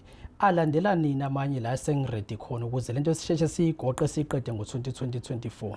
Bathi kubona kumina ngo-October. So linda lo sithi ngoba kuvalwe izikole ayekhaya azabuya ahlale rest soqhubeka ngo-2025 ngoFebruary. Bese kushaya idate yokuqhubeka ngoFebruary baphinde bathi siyahlehlisa khona into eqhamukile kwabo March. Yahlala ngoMarch uqala uMarch yangaphela baphinde bathi siyahlehlisela elinye isonto lesibili kuMarch. Usonto lesibili bahlehlisa ilona ihlehla kanjalo and sengizamela ukuthi ngicomplain ukuthi asikhathini ihlehlisa lo daba ngiyalimala mina yami impilo emile akuvumelekile ukuthi ngiapply imisebenzi ngoba ama fingerprint ami angcolile ngicala labanga futhi naseyokhezeni ngensanginika amatoho ngoba kusaqhubeka icase nengixoshila nengifuna noma ningibola until kuze kuphele icala. Did they take it to consideration ukuthi enkantolo lichithiwe icala? Ngabazisa pho ngalana liyaqhubeka abese bangazisa bona ukuthi bebengalazi icala lasenkantolo futhi abahlangene nalo likhona i-email ebhalwe kanjalo. Okay. Osho sibona bathi besingazi ukuthi bosubushiwe sina soqhubeka naleli lethu noma sengibatshelile ukuthi bengibushiwe. Okay, based from any evidence obaprovide yona wena ukuthi benijola nomuntu everything bayiconsider. Nayo ke inkinga enkulu engithe angisukume ngoba kusukela unyaka ophelile ngizamile ukusukuma ngiya kwama office ahulumeni uma ngichaza le story enzima indaba ye-rape. Ngichaza le story kwabantu abasebenza kwama office ahulumeni uyababona nasekusweni indlela abakusiza ngayo ukuthi bayakujaja noma ubachazela ukuthi awulenzanga icala ningisiza ukuthi nami ngithole ijustice against lo muntu neqiniso lithole. Agcina sengisiyeka ke lapho ukuthi ngisebenzisa abantu bahulumeni ngazama ukuapproacha abantu abazimele kwasho ukuthi abanye bayaphendula sekube uwena nje bhuti Mkhonazi okwazile ukuthi ungiphendule unginike indlebe ungizwe ukuthi ngikhala ngani. Okay, sizama nama voice note obusendela wona la kunama voice note la kuthiwa khona uzobola amasende. Yebo kuningi kakhulu la. Yabona ngithusile ke mina because sidila nama case njengala abantu abagulayo ababola umphambili ngithi yabo. Kunama voice note njengalasho lokho njengalo uqhamuka lokho. Lokho ke ama threats ke lawa angifake wona ngoba sengiphume ejele shuthi na bengathanda ukuthi ngiphume ejele. Kodwa futhi la kuthusa khona edida khona lento ayiqalanga ngama threats. Kwathi ngomhla ka13 September ngisanda kuphuma ejele wangifonela wathi yena bengaqondile ukungibopha wayethi uyangithusa ngoba ngangomunye umuntu wesifazane. Ukungithusa kwakhe waya kuma security eyosho ukuthi benginomuntu izolo kodwa mina ngikhumbula ukwenzekeni. Ama security udaba labavela dlulisele emaphoyiseni. Befike emaphoyiseni wavele wavula icala. Okay. Bese kuvuliwe icala ke kwaba ukuthi ama security la sesikoleni akalivulanga khona icala ngoba lavula emaphoyiseni ashuthi istatement lesase police station amvulela icala automatically ukusho kwakhe lokho. Bese fona ngomhla ka14 15 hayi useshintshile umuntu usethi ngangitshela ukuthi nguhlanya mina ngizokubulala uzobola amasende nalamaqhaqhuvo nawe ekhandi cancer loyo ngizoyenza ibe worse pain for pain ihlongehlo kuningi engisabisa ngakuthi wazwahamba wathatha izithombe zama family members engakaze ngimazise wona angazi wazithola kanjani wasenda zona wathi ngiyakwazi kini uhlala kuphi kashobashobane ngizofika sikubulale khona. Another voice note ikhuluma ngakho ukuthi ekhanda icancer kodwa benijola konke lokho bengakaza khiphe insult njengaleyo. Bengakaza akukhiphe lokho and ngiqale ngayo ukuthi mina ngine cancer kodwa bengazi ukuthi anginayo icancer. And another one ila khona angazi noma ihlobo zakho noma wengane nisibephendwana naye lapho khona ukuthukana. Lapho ke wafona angithi mina kuvumelekile ukuthi ngiansa ucingo ngoba phela ngitsheliwe umthetho lo muntu ngoba bekumangalele ngoba uwinile icala kusho ukuthi phinda kuyena. Utshele rest enkantolo. Ngitshela ummeli wami beyabe sesiliwinile icala wabe sengiqwashisa ummeli ukuthi lo muntu ungazama ukuthi uxhumane naye ngoba noma yini ozozama ukuyenza kuyena uzoyibuyisela ekhosini. Ubani oxhunywa omunye pho phakathi kwalamakhona? Uyena ebefonela mina uma bengifonela kulama voice note kusho ukuthi ngaleso sikhathi ngihleli no baby mama nezingane. Ngabe sengithi baby mama bongena inkinga ungayi-answer ifoni noma siye wathi ayikho inkinga ngizoyi-answer ifoni. ngoba wena boy answer uphinde ejele. Do you have all this proof to present kule committee lena sesikoleni? Sengiyipresentile proof kwikomiti lasesikoleni But kodwa still still liyaqhubeka icase nama questions abangibuza wona ngiwaphendulile yonke into 100% ngiyiphendula even naye bebembuza ama questions akusafani nalento wayibhale kwi statement usekhuluma ezinye izinto. injani i-relationship yenu right now nina because phela niyantshontshana nina? Besintshontshana. Manje kunjani? Manje angaze ngixhumane naye. I-communication eke yenzeka ukuthi afonele ifoni yami i-answer ubaby mama ngoba naye usuzama ukuprotecta mina ngingaphinde ejele. Omunye umuntu obuya asifonele khona omunye umbhemi wangifonela ngomgqibelo lo siphuma kona wathi ubhuti kasi ngiyezwile uthi nje bangisesontweni ngasebuhleni nawe ngisendela ngayilalela ngaze ngakubuza ngithi uthi awusho ayo ukuthi this brother ngasho ukuthi angikho sure ngoba mina wayengitshela ukuthi unobhuti omncane kakhulu ukuthi angawazi ukwenza le nkulumo beyenza. But the advice was gentle. Umfethu nje be-advisor according to the brotherhood. Ukuthi aka-advise njengomuntu wesilisa ngayilalela nje ngaze ngayiqeda angasafocus nasesontweni because ngase ngilale yona ama-advice akunikeza wona. Yabo wekunikeza njengomuntu nje a-genuine. Yebo wafona wakhuluma ngomuntu o-genuine but before i-call yami bese ngixoxela ubaby mama uthi khona i-call yayenzekile between yena ngayizwa noma bese kubela umfethu sizakwena ngoba manje benokugxeka into enobaby mama ethi naye ehlukana nobaby mama mkhiphe ezindabeni zakho ngoba uzokwenza izinto zibe worse and besho kanjalo kumele akufila ngathi usahamba emazweni weingane yakubo if ingane yakubo ngempela naye yayishilo ukuthi angihlukane nobaby mama. Okay, thina njengothuleni mfethu siphila indlebe yabo nokuthi abantu eSouth Africa bayizwe isimo sakwabheke naso mhlambe ikuphi ufisa sekusize ngakho makukhona mhlambe nokuthi ke ipublic ikuphi ufisa mhlambe kusize ngakho from now on going forward lesimo abheke naso? Yebo, usizo ebengilicela kakhulu elokuthi ngicela ukuthola obulungiswa. Ngizamile ukuzenzela mina ukuthola ubulungiswa ukuthi ngithintane namahhovisi ahulumeni akazange abusizo bengizihambela ngeke. Emabe lo mahhovisi? Ngiye ngaye eMaritzburg kwi-family court. Yes.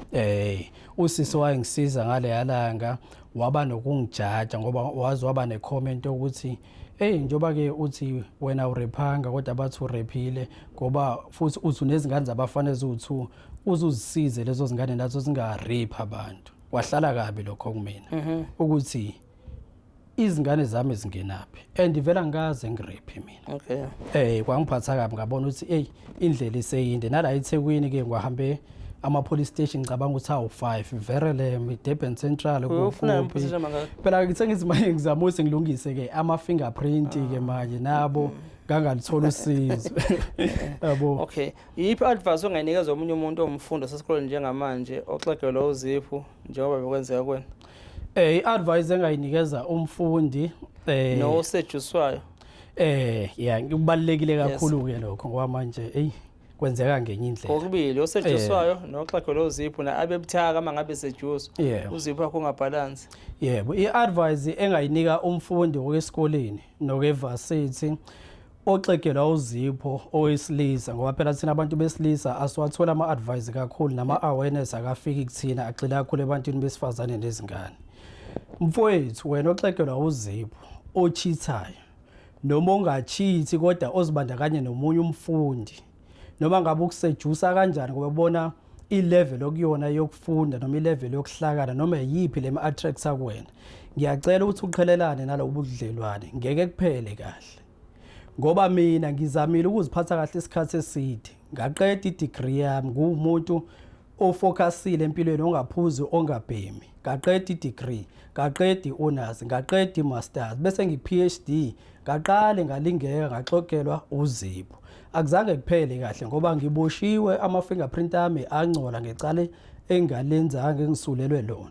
So ngiyacela mfowethu, ngiyacela mshanami, ngiyacela bhuti wami ukuthi ngicela niziqhelanise nabantu besifazane abafika kalula ezimpilweni zene abezi konakha abazonidibhiza lokho okuncane obosokwakhile.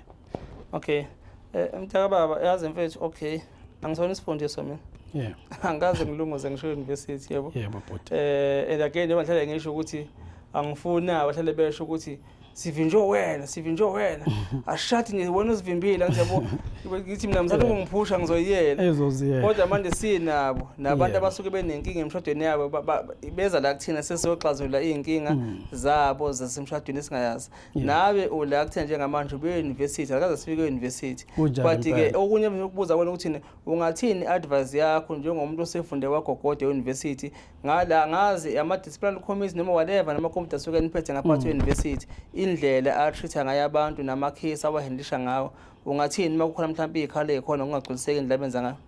Yebo, i-advice yami kungaba ukuthi qale nje noma uba umfundi azama ukuhambela kude nento eyicala nabangani abarongo ngoba isisikhathi ngeke ulenze icala kodwa abangani abarongo bangakufaka ecaleni ubuke ngathi unecala njoba kwenzeka kumina ngiqala ukwazi usisi wafika nomngane in which lo mngane uza akasayingeni namhlanje bengimxoxela bengikhuluma ke nge-student disciplinary ngisebenzisa i-experience yami cha siyacindezela sinobandlululo ngobulili mhlawumbe sibe nobandlululo ngaphezulu ngokwebala ngoba kuyona ikomiti bakhona abanye lebala elingafani nami bengiba-emaila ngi-enquire ukuze ngisizakala kaze bangiphendule uyedwa umuntu okwangiphendula wawuyibala elifana nelami kodwa lokho kuya ngaze ngilithola usizo khona. So engizama ukusho ke niqaphele kwama-institutions la amadala ezikole ama-high education institutions asenobandlululo kakhulu ayacindezela umuntu wesilisa onebala elifana nelami ne-process yabo khe ngilisa i-situation efana ne-rape or sexual what niqaphele nakhona ngoba indlela abahenglisha ngayo bahenglisha angathi wena vele usunecala abasakubheki kakhulu iside lakho umuntu abambheka kakhulu lokumangelele mhlambe obunye obulili so niqaphele lingangeni ezicathulweni zami kunzima ukuphuma noma sokhale kangakanani wasebenzisa imfundo yakho na ukuthi khona ukwaziyo ne-experience yakho la uto still ngeke ulwine kalula khohle i-process yabo vele lona bedelay behlehlisa kanti ngasikhathi bedelay behlehlisa yakhe impilo iyaphela ngoba zonke izinsuku ucabanga lento iyakudla ingqondo yebo ekhaya umama kuyimanje ngaze ngePortshepstone ngikhona la ngiceke khona la eThekwini ngihlala khona lezingane zami kodwa ngiyathola amakholo ukuthi umama ungene ephuma esibhedlela kodwa ngazi ngiyofika ngithini ngimama kwabuhlungu lokho mfethu ugulisa umuntu omdala because ubenethemba kuwena nokuthi esikoleni nje mfethu ubebheka ukuthi mfethu ufisa ukuthi kusasa nawe noma uNkulunkulu emkhumbula kodwa akushiye nawe unekusasa mfethu yaqhakazile namhlanje impilo yakho ithenga in the balance yabo ngezinto nje enzenzayo nezingane niye ema-university ezikoleni nifike nenzoganga kuyena but ningabe nisabheka noma khona phela ukuphambana mhlawumbe nisuke kwembono but-ke uma ngabe senilimazana ngokwama-career ke manje nokwama-future enu kubeka naphi lokho because sengaze gcina mhlawumbe umuntu azathatha impilo yakhe ngenxa ukuthi ebona ukuthi kuphelile ngaye? Yebo ngoba lokhu nje kokugcina nami besengilapha bonje ngiphuma ejele bhuti wami ngangisengiplana ngiqedile ngizoxolisa kubhebe imama ngixolise kumzali bese ngiyazibulala kodwa ke lokho kwangenzeka ngoba ubhebe imama ungiseke kakhulu. Ngicela mfethu uxolise kumama la. Ngizocela ukukhuluma naye nje mfethu mama. Yebo. Ngizocela ukuxolisa kakhulu akasekho ubaba. Khuluma nentombi endala. Yebo. Ngizocela ukuxolisa kakhulu kuma wami uMashibe unkosikazi kaVuku uNyawose. Ngiyaxolisa mawami ukuthi ngikuphoxile. Ngiyazi ukuthi ngikhule kunzima ekhaya. Udayise impesheni. Udayise impesheni. Nami wangikhulisa kanzima. Sidayisa nawe emgaqweni.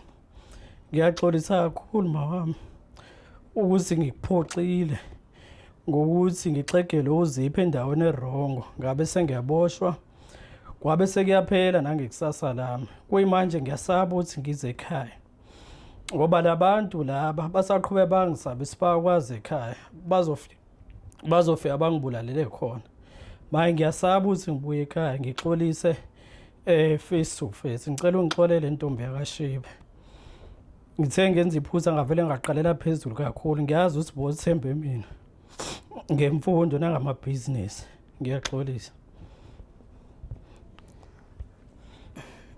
siyaxolisa ngithemba ukuthi kuyofika kuwena lokhu ingane le yakho nawe ubona amaphupho ngayo and again kuphinde futhi-ke nakuyena udadewethu I'm praying ukuthi-ke nakuyena kufike enhlizweni yakhe nikwazi ukuthi mhlambe naye nabantu abangama-advisor mhlambe nothi ukuthi uma kuwukuthi lokho okuthiwa kwenzeka athi wakwenza wena uma kuwukuthi ngempela wakwenza ukuthi sithi akakureconsider no umthetho ufuna ukuthatha indawo yawo uma ukuthi uthi yena wamdlwengula ngempela ngithi yabo but uma ngabe kuwukuthi ngempela into abeyenza ngoba efuna ukuzuza wena ubuhlungu ngiyafisa nayo ukuthi uNkulunkulu ngathi angahambe enhlizweni yakhe nikwazi ukubuye nihlale phansi nikhulume in the mature stage nibadala abantu bangaka ngithanzona izingane ngithi yabo because njengamanje impilo yenu seniyiphushele manje kutheni izifike endaweni errong impilo yakho njengamanje nayo kusaliqhekele phansi kanti wayeze ngayiphi inhloso kuwena bonke lebo mnandi benibenza ngithi yabo boganga nijwayela abantu benu ngithi yabo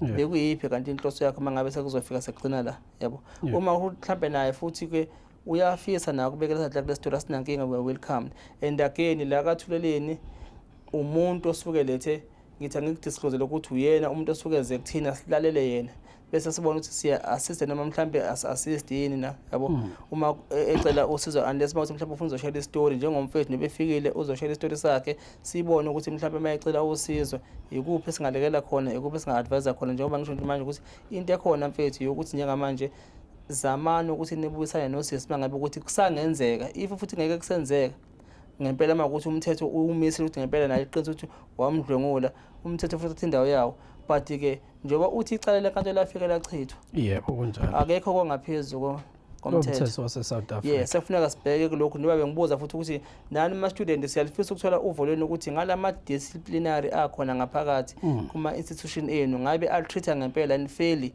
uma ngabe kunama-case nokuthi nanawo-ke lawo ma-board of directors asuke khona nawo lawo ama-disciplinary aya-understand ukuthi isimo esesinjengamanje asafani nakuqala qala kwakufunda abelungu ema-university kuqwaqwa abantu abamnyama because babengenawo amandla nemali but njengamanje kugcwele abantu bakithi abansundu beza nazo zonke inkinga nensila esuka nayo esuka emalokishini semakhaya ikhona ngaphakathi ema-university ne-behavior ngeke izifane kuwona wonke ama-student bakhona bazo-misbehavior but nakhona futhi baya-understand and baya-consider lokho ukuthi kunamakhisi anjengalayo sizokwazi ukubhekana nawo siwa-treat-a kanjani na yabo because njengoba lingasekho icala emaphoyiseni kusho ukuthini lokho iliphi icala lizoba khona-ke uma ngabe lingasekho emaphoyiseni baxoxa ngaliphi ilokho nje mntakababa but-ke mfethu-ke angazi uNkulunkulu mesipha amandla mhlawumbe singakuphezela mhlawumbe siyobonisana kwazi ekhaya ngoba funeke sazi nabantu basigula nje funeka usonde egcineni yabo sikwazi ukuthi sikumukele ekhaya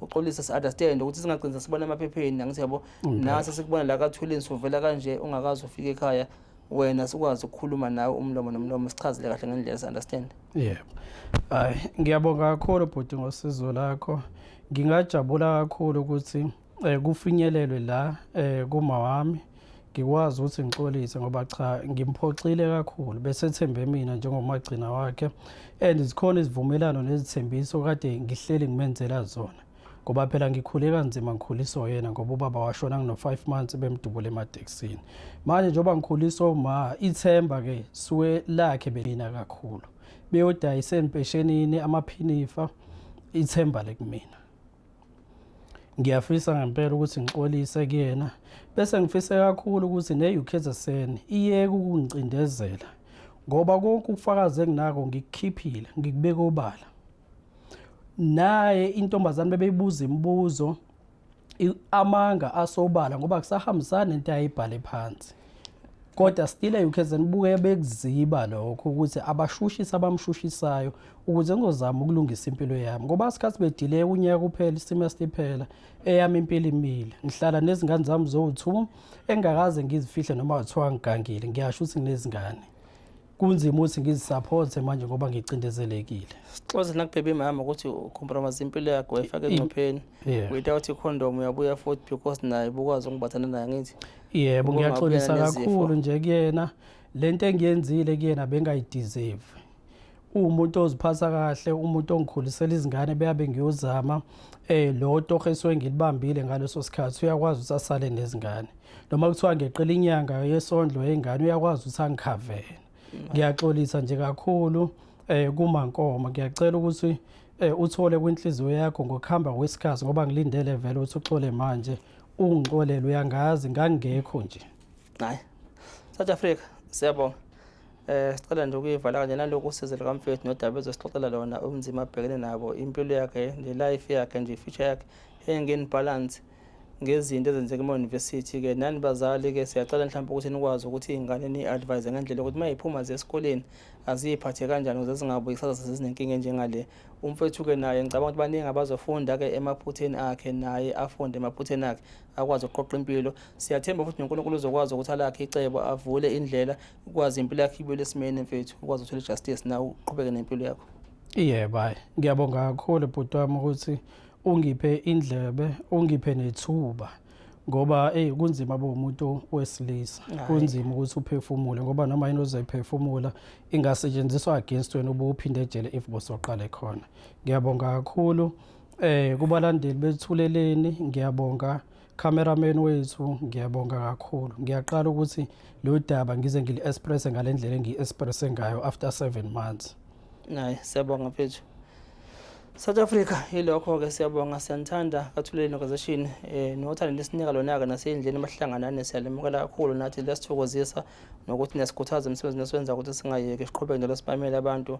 Asikhethi bala muntu okaThuleleni ingane umuntu esimame umuntu esilisa siyobamela nje ngokulinganayo singahlukanisi umuntu. Uma silwe into ye-GBV siyilwa nje ngendlela efuneka siyilwe ngayo akukho lesixeke sakhona mhlawumbe ukuthi la asingaphusha amandla eyethu nje imaseli it always 100% irrespective ukuthi ngabe ubani okhalayo nje siyangena kuyena sibeke ehlombe siyamthwala siphusha nayo kuya phambili. Yilokho South Africa siyabonga. Nisale kahle emakhaya. Siyabonga.